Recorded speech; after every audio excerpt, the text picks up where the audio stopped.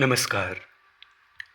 હું રજનીકાંત રાવલ પ્રસ્તુત કરું છું દિવ્ય ભાસ્કર દૈનિકના સૌજન્ય સહ ડૉક્ટર શ્રી વિજય દવે દ્વારા લિખિત અને મહાસિદ્ધિ ફ્રી લાઇબ્રેરી હિંમતનગર દ્વારા રજૂ થતી જીવનચરિત્ર શ્રેણી અંતર્ગત રશિયન નેતા લેનિનને મળી શકનાર ક્રાંતિકારી લેખક પત્રકાર શ્રી બરકતુલ્લાહ ભોપાલીના જીવનની ટૂંકી રૂપરેખા.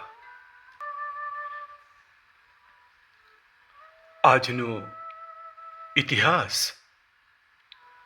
ડૉક્ટર વિજય દવે સ્વાતંત્ર્ય સેનાની મોહમ્મદ બરકતુલ્લાહ ભોપાલી 1854 થી 1927.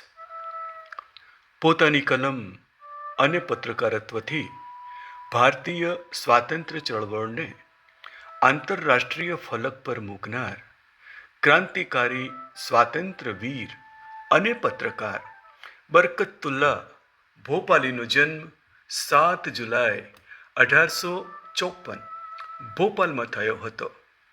તેમણે પરંપરાગત ઇસ્લામિક શિક્ષણ લીધું હતું. તેમણે બ્રિટિશ શાસન સામે લખવાનું અને બોલવાનું શરૂ કર્યું.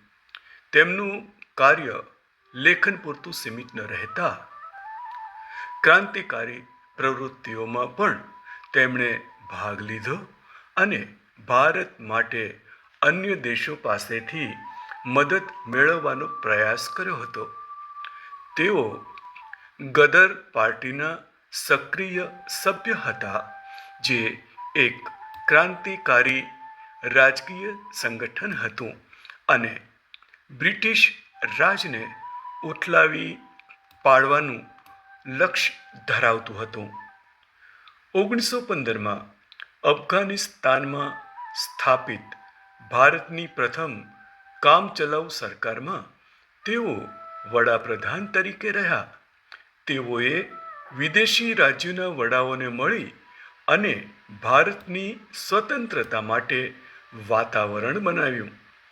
તેઓ લેનિનને મળનારા પ્રથમ ભારતીયોમાંના એક હતા. તેમણે અનેક અખબારોમાં ક્રાંતિકારી લેખન દ્વારા બ્રિટિશ શાસનની ટીકા કરી ભારતીયોને આઝાદી માટે લડવા પ્રોત્સાહિત કર્યા. તેમણે અલ ઇસ્લાહ નામનું અખબાર શરૂ કર્યું હતું.